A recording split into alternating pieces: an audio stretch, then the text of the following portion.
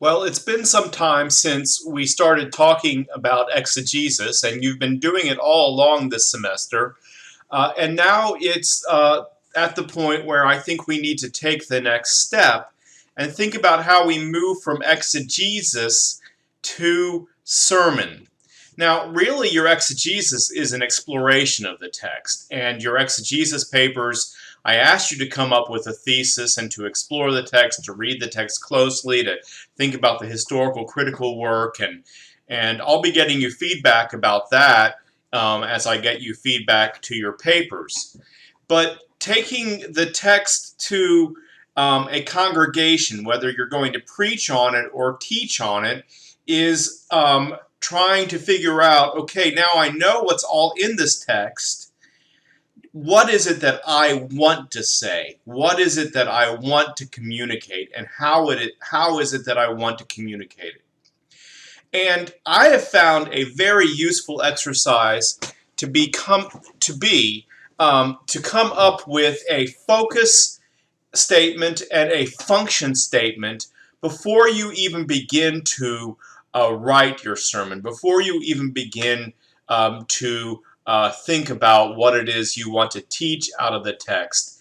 Coming up with a focus and function statement helps you clarify your purpose and helps your audience, your congregation, understand what it is you're after.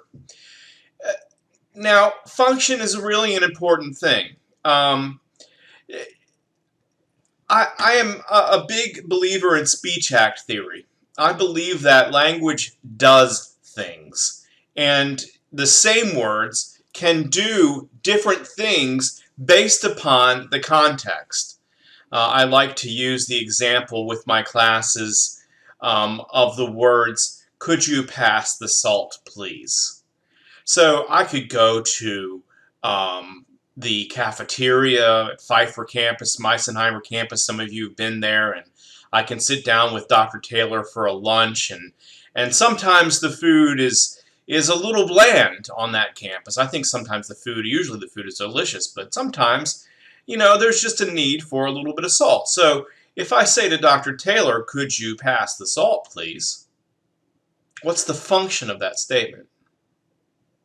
Function of that statement is to get him to give me the salt, right? It's a polite way of asking for the salt. However, imagine another context.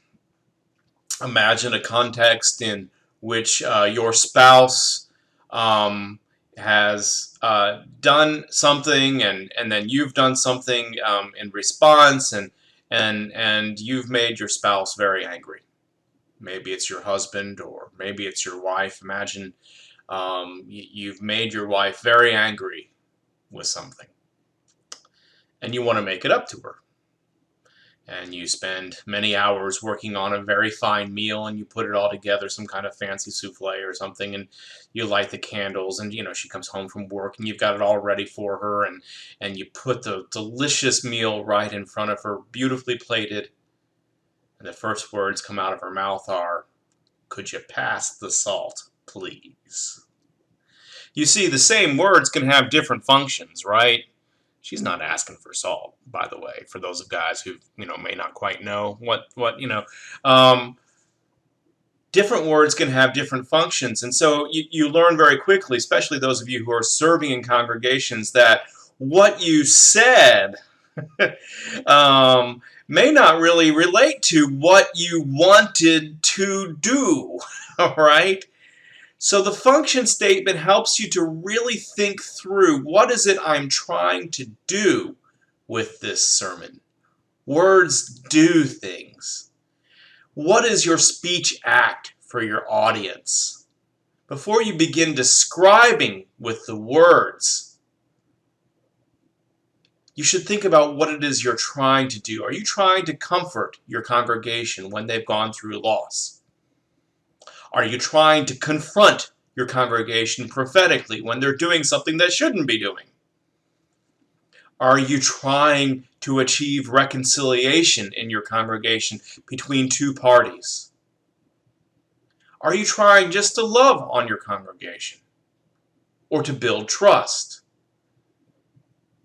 Or maybe your function is to communicate ideas, to get your congregation to be more sophisticated, more educated Christians.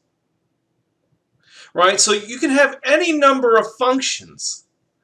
And that's really going to help you understand, okay, what's the context? What would be appropriate for me to say? What am I trying to achieve? And how will I get there? What words will I choose in order to get there? So your function statement really should be a sentence or two of how your sermon will function as a speech act to engage your audience. And it's drawn from your biblical exegesis. Whatever you've brought into the community, and as you've brought the community, let me think about it this way, as you've brought your community into the study with you, and you're thinking about the individuals, and you're imagining individuals, and you're doing your study, and you're reading your text, and you're doing your careful exegesis, if you've got those folks in front of you as you are praying through your text and studying through your texts, then this function statement will probably just pop up at you, right? It'll say, okay, God needs me in my role as a minister to do this with this text this week. And texts, and this is why I always preach fresh. I get invited about once a month to preach, and I always preach a fresh sermon. I never recycle because I'm always dealing with a new community, and there's always another situation, and I always try to think about what is it am I trying to do. And I write this down. I write it down for a sentence too. What is my function? Then theologically, I also want to think briefly, what is it theologically that ties my sermon together? And this is where you can do some more conceptual work. If you're interested in preaching about grace, this might be, if the text is challenging questions about grace or judgment, maybe that's where you need to think about, okay, I want to focus on this set of concepts. Or if it's on forgiveness, or if it's on reconciliation, or if it's on prayer and being close to God. What is the focus? What is the theological kernel that ties your sermon together? And really, that's going to be based upon where you place leverage on the text. In your first exegesis, some of you were looking at really long texts, in terms of the Leah and Rachel stuff and Jacob, and you're thinking, where do I focus, right? Well, if you've found a few verses in that narrative where, okay, that's my leverage, that's my way in, that's where God is talking about forgiveness, that's where God is talking about grace, or that's where God is talking about judgment, right? Wherever your way in is, that would be sort of your statement of the biblical theological kernel that pulls everything together. And you really need both of these, because you don't want to just go willy-nilly with, okay, I want to do this to my congregation or with my congregation without having a theological grounding. And these two go hand in hand. And so before you even begin the writing process, thinking about a focus statement and a function statement, I do this every time I preach. I learned this in seminary, and I've taken this with me. I studied with a student of Long. Long actually taught at my seminary until the year I got there, or the year before I got there, and, well, some stuff went down anyway. But you don't need to know about Long's biography. Don't worry about that. But his students taught us this, right? And I think it's extremely useful. But I also think that you need to put your focus and function statement in context. And I have a little diagram here. I actually do mind mapping before I even write the sermon. I sit down and I'll write the focus function statement in the middle of a sheet of paper, like you have it here, right? So I'll write it down here in the middle. And then, I've got different aspects of the biblical passage that I might retell. So maybe I'll tell one part of the story and I'll write that part of the story up here. And maybe I've got another part of the story that I want to tell in a different way down here.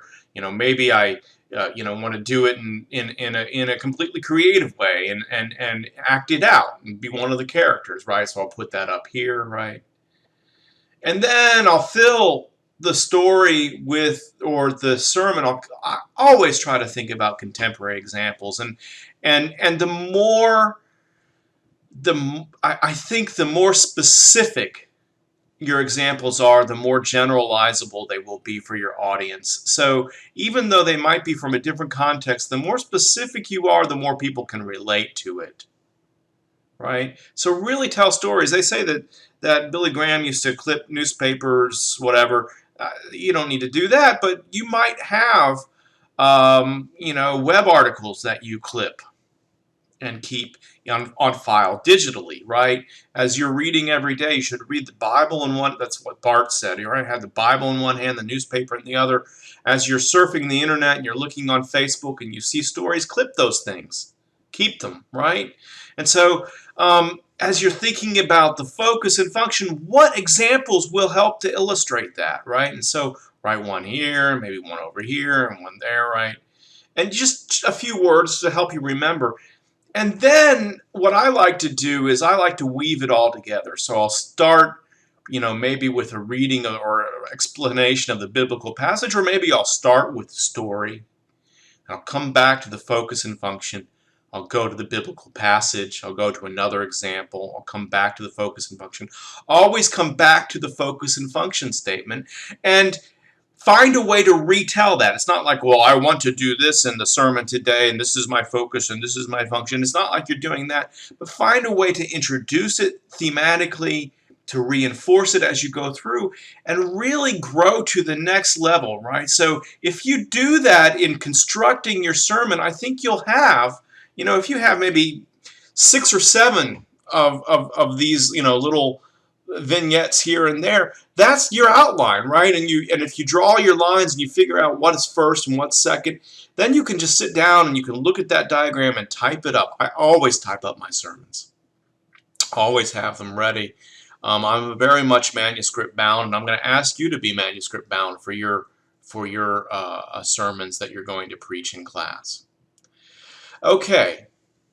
Another classical way of doing things, if those of you who like structure, you can follow the classical form for a speech, right? You have an introduction in which you make an emotional connection with the audience, right? Maybe you tell a joke to create that sort of relaxed, but you also sort of establish your authority. You let them know that you know what you're saying, that you've studied this really hard, and you've got the ability. Maybe you don't have to do that if you're not a guest speaker, but if you're speaking occasionally, you might have to every once in a while say, why is it that I have a connection to this text, and I can tell you about that.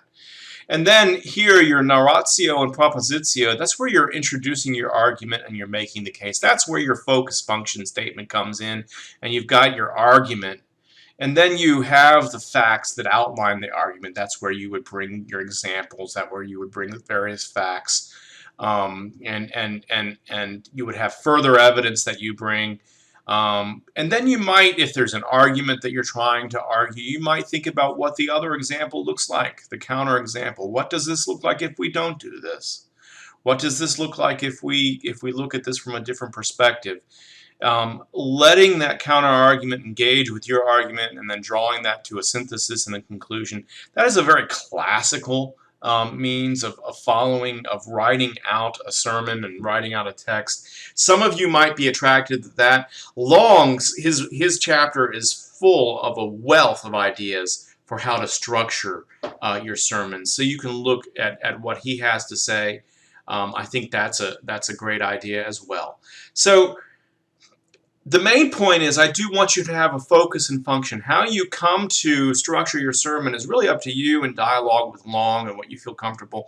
I really like the idea of mind mapping it out, having your focus and function in the center, and ways of retelling the biblical passage and different examples interspersed here on a sheet of paper. You just take a sheet of paper and write that stuff out, connect it with lines, however you want to connect it, and then you've got your diagram, your outline that you can follow. Okay, I hope this was helpful as you're thinking about your sermons.